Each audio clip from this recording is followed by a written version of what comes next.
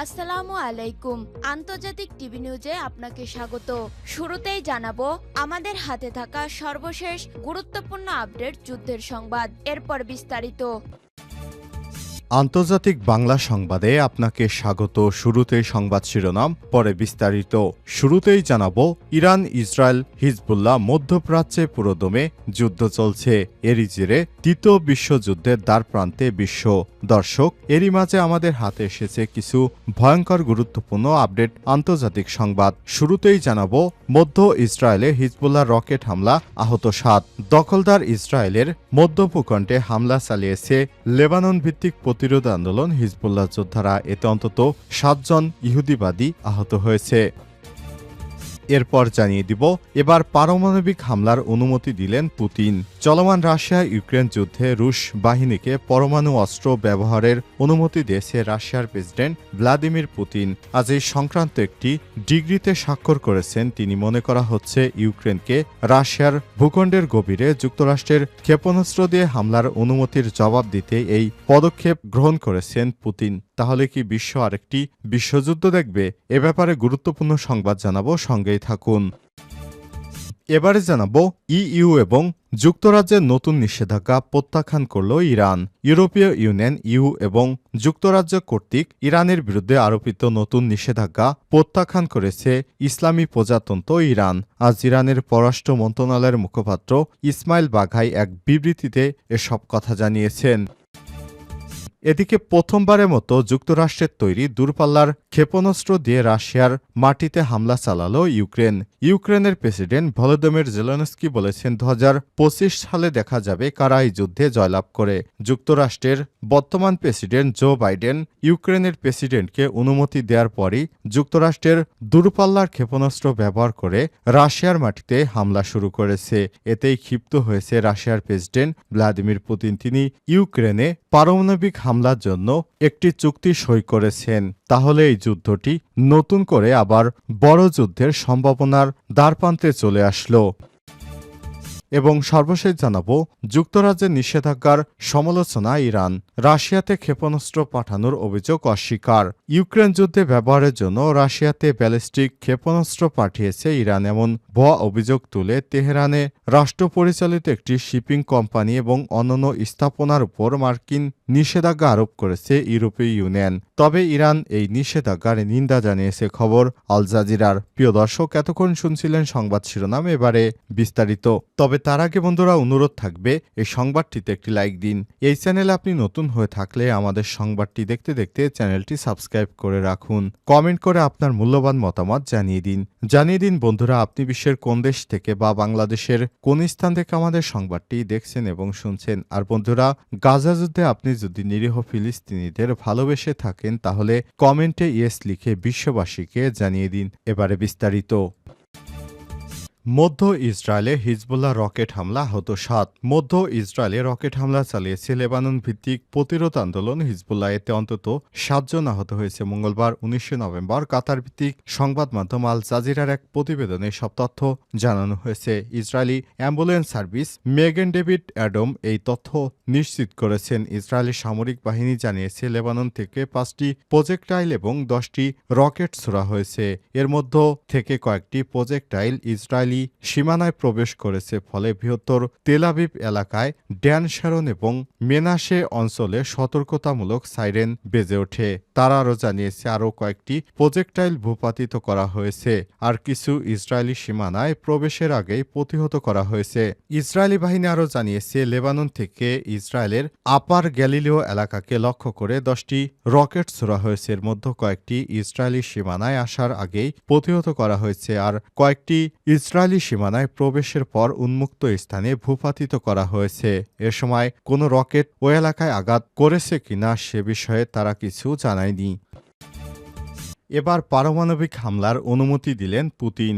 চলমান Russia Ukraine যুদ্ধে রুশ বাহিনীকে পরমাণু অস্ত্র ব্যবহারের অনুমতি দিয়েছেন রাশিয়ার প্রেসিডেন্ট ভ্লাদিমির পুতিন। মঙ্গলবার 19 নভেম্বর এ সংক্রান্ত একটি ডিক্রিতে স্বাক্ষর করেছেন তিনি। মনে করা হচ্ছে ইউক্রেনকে রাশিয়ার ভূখণ্ডের গভীরে যুক্তরাষ্ট্রের ক্ষেপণাস্ত্র দিয়ে হামলার অনুমতির জবাব দিতেই তিনি এই পদক্ষেপ নিয়েছেন। যুক্তরাষ্ট্রের প্রতি ইঙ্গিত করে ডিক্রিতে বলা হয়েছে, পারমাণবিক শক্তিধর কোনো দেশের সমর্থনে রাশিয়ার ক্ষেপণাস্ত্র হামলা চালানো হলে পাল্টা জবাবে পারমাণবিক অস্ত্র ব্যবহার করতে পারবে মস্কো। মঙ্গলবার যুদ্ধের 1000তম দিবস পার করেছে রাশিয়া ইউক্রেন।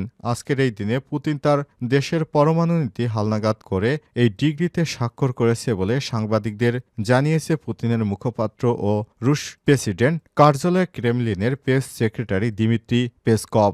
নতুন এই ডিক্রিতে বলা হয়েছে, যে সব দেশের পরমাণু অস্ত্র নেই তাদের যদি তৃতীয় কোনো দেশ বা পক্ষ এ ধরনের বিধ্বংসী অস্ত্র প্রদান করে, সেক্ষেত্রে সেসব দেশের বিরুদ্ধে পরমাণু অস্ত্র ব্যবহার করতে পারবে রাশিয়া। মঙ্গলবার মস্কোতে ক্রেমলিন কার্যালয়ে আয়োজিত এক ব্রিফিংয়ে পেসকভ বলেন, পরমাণু অস্ত্র নেই এমন কোনো আগ্রাসী দেশের সঙ্গে পরমাণু অস্ত্র সমৃদ্ধ কোনো দেশ যদি জোটবদ্ধ হয়, তাহলে তা আর এক নয়, বরং যৌথ হামলায় পরিণত হবে। আর এমন পরিস্থিতিতে নিজেদের নীতি অক্ষুণ্ণ রেখে যে পদক্ষেপ নেওয়া উচিত আমরা সেটি নিয়েছি। পেসকভ আরও বলেন, রাশিয়া সব সময় পরমাণু অস্ত্র ব্যবহার করার বিপক্ষে। আমরা শুধু আমাদের নিরাপত্তা, সার্বভৌমত্ব এবং অখণ্ডতা রক্ষার জন্য এই সিদ্ধান্ত নিতে বাধ্য হয়েছি। এর আগে গত রোববার ইউক্রেনের প্রেসিডেন্ট ভ্লাদিমির জেলেনস্কি রাশিয়ার অভ্যন্তরে যুক্তরাষ্ট্রের দূরপাল্লার ক্ষেপণাস্ত্র দিয়ে হামলার জন্য অনুমতি দেন। যুক্তরাষ্ট্রের বিদায়ী প্রেসিডেন্ট জো বাইডেন এই অনুমতি 2 দিনের মধ্যে পরমাণু অস্ত্র ব্যবহারিক বিষয়ে ডিক্রিতে স্বাক্ষর করলেন পুতিন। ইইউ এবং যুক্তরাজ্যের নতুন নিষেধাজ্ঞা প্রত্যাখ্যান করল ইরান। ইউরোপীয় ইউনিয়ন ইউ এবং যুক্তরাজ্য কর্তৃক ইরানের বিরুদ্ধে আরোপিত নতুন নিষেধাজ্ঞা প্রত্যাখ্যান করেছে ইসলামিক প্রজাতন্ত্র ইরান। মঙ্গলবার 19 নভেম্বর ইরানের পররাষ্ট্র মন্ত্রণালয়ের মুখপাত্র ইসমাইল বাঘাই এক বিবৃতিতে সব কথা বলেন। ব্রিটিশ বার্তা সংস্থা রয়টার্স এই খবর জানিয়েছে। বিবৃতিতে তিনি আরও জানান, নতুন এই নিষেধাজ্ঞাকে ভিত্তিহীন এবং অযৌক্তিক ও আন্তর্জাতিক আইনবিরোধী হিসেবে অভিহিত করেছেন। এর আগে সোমবার 18 নভেম্বর ইউরোপীয় ইউনিয়ন এবং যুক্তরাজ্য ইরানের বিরুদ্ধে নতুন এই নিষেধাজ্ঞা আরোপ করে। এই পদক্ষেপের মূল কারণ হিসেবে দাবি করা হচ্ছে, রাশিয়ায় ক্ষেপণাস্ত্র সরবরাহের অভিযোগ। 2022 সালের ফেব্রুয়ারিতে ইউক্রেন যুদ্ধ শুরু হওয়ার পর রাশিয়ার প্রতি ইরানের সমর্থন, বিশেষ করে সামরিক সহায়তার কারণে এসব নিষেধাজ্ঞা জারি করা হয়েছে। ইইউ ব্রাসেলসে সোমবার এক ঘোষণায় জানায়, তারা ইসলামিক রিপাবলিক অব ইরান এবং শিপিং লাইনস IRILS এবং এর পরিচালককে নিষেধাজ্ঞার তালিকায় অন্তর্ভুক্ত করেছে। ব্রিটেনও একই দিন ইরানের এয়ারলাইন্স এবং শিপিং ক্যারিয়ারগুলোর উপর নিষেধাজ্ঞা জারি করেছে। তাদের অভিযোগ, রাশিয়াকে ব্যালিস্টিক ক্ষেপণাস্ত্র সরবরাহের জন্য ইরান দায়ী। ইরান এই নিষেধাজ্ঞাগুলোর বিরুদ্ধে কঠোর পদক্ষেপ ও প্রতিক্রিয়ার দাবি করেছে। সব পদক্ষেপ কোনো সঠিক ভিত্তি নেই। ইসমাইল বাঘাই তার টেলিগ্রাম চ্যানেলের এক বক্তব্যে বলেন, ইউ এবং ব্রিটেন নতুন নিষেধাজ্ঞাগুলো সম্পূর্ণ ভিত্তিহীন এবং অযৌক্তিক। ইরান এই পদক্ষেপগুলো প্রত্যাখ্যান করেছে, যা আন্তর্জাতিক আইনের প্রতি তামাশা এবং ইরানের সার্বভৌমত্বের প্রতি হস্তক্ষেপ। এ সময় তিনি আরও বলেন, নিষেধাজ্ঞাগুলোর মাধ্যমে ইউরোপীয় দেশগুলো ইরানের নৌপরিবহন এবং সামুদ্রিক বাণিজ্যের স্বাধীনতা লঙ্ঘন করে, যা আন্তর্জাতিক বাণিজ্য আইন এবং ন্যায্য বাণিজ্যিক নীতির বিরুদ্ধে একটি সরাসরি আক্রমণ। উল্লেখ্য, ইরান এবং রাশিয়ার মধ্যে সামরিক ও অর্থনৈতিক সম্পর্ক 2022-এর পর আবারও দৃঢ় হয়েছে। বিশেষ করে ইরান রাশিয়াকে সামরিক সরঞ্জাম সরবরাহ করেছে, যার মধ্যে ড্রোন এবং ক্ষেপণাস্ত্র রয়েছে। পশ্চিমা দেশগুলো এ সম্পর্কে আলোচনা করে আসছে এবং ইরানের বিরুদ্ধে নানা নিষেধাজ্ঞা আরোপ করেছে। ইরান বারবার দাবি করে আসছে, তারা কোনো দেশ বা রাষ্ট্রের অভ্যন্তরীণ সংঘাতে অংশ নেয় না এবং আন্তর্জাতিক আইনের প্রতি সম্পূর্ণ শ্রদ্ধা জানায়। তেহরান মনে করে সব নিষেধাজ্ঞা রাজনৈতিক উদ্দেশ্যে আরোপ করা হয়েছে এবং এগুলো ইরানের আঞ্চলিক ভূমিকা ও সার্বভৌমত্বকে চ্যালেঞ্জ করে। ইরানের দাবি, এসব পদক্ষেপ আন্তর্জাতিক শান্তি এবং স্থিতিশীলতা প্রতিষ্ঠার কোনো কার্যকর সমাধান নয়। ইরান ইউরোপ সম্পর্ক এই নতুন পর্যায়ে নিষেধাজ্ঞাগুলো সম্ভাব্য প্রভাব বিশাল হতে পারে, বিশেষ করে বাণিজ্য এবং নৌপরিবহন খাতে। ইরান মনে করে এই নিষেধাজ্ঞাগুলোর ফলে বিশ্বের সঙ্গে তাদের বাণিজ্যিক সম্পর্কের উপর নেতিবাচক প্রভাব পড়বে, যা বিশ্বের বিভিন্ন অঞ্চলের সঙ্গে তাদের অর্থনৈতিক কার্যক্রমের বাধা সৃষ্টি করতে পারে। প্রথমবারের মতো যুক্তরাষ্ট্রের তৈরি দূরপাল্লার ক্ষেপণাস্ত্র দিয়ে রাশিয়াতে হামলা চালালো ইউক্রেন। ওয়াশিংটনের অনুমতি দেওয়ার একদিনের মধ্যেই যুক্তরাষ্ট্রের তৈরি দূরপাল্লার একটি ক্ষেপণাস্ত্র দিয়ে রাশিয়াতে সরাসরি হামলা চালিয়েছে ইউক্রেন, এমনটা জানিয়েছে রাশিয়া খবর বিবিসির। মস্কোর প্রতিরক্ষা মন্ত্রণালয় জানিয়েছে আজ সকালে যুক্তরাষ্ট্রের তৈরি আর্মি ট্যাকটিক্যাল মিসাইল সিস্টেম ব্যবহার করে রাশিয়ার ব্রানস্কো অঞ্চলে হামলা চালিয়েছে ইউক্রেন।